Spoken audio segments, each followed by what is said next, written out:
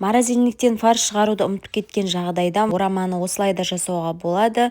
Ең алдымен бізге керек 2 дана сәбіз, 3-4 дана картошка және 2-3 дана жуа.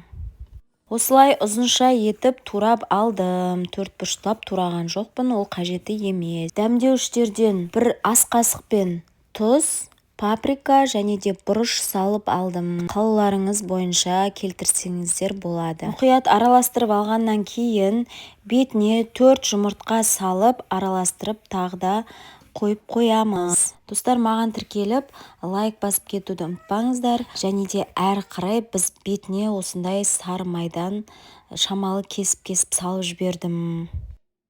Менде үйде дайын қамыр болды. Егер сіздерде дайын қамыр болмаған жағдайда тұз, су, ұнды үйлеп аласыздар.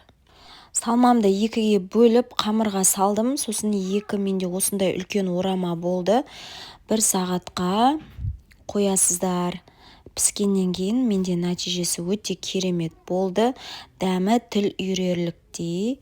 Фарштың көлемі болмаса да осылай дәмді етіп тағам жасауға болады. Жасап көріңіздер және де бөлісе отырыңыздар комментарийге мен жасадым деп.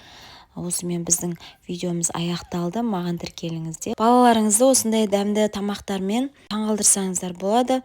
Сау болыңыздар достар.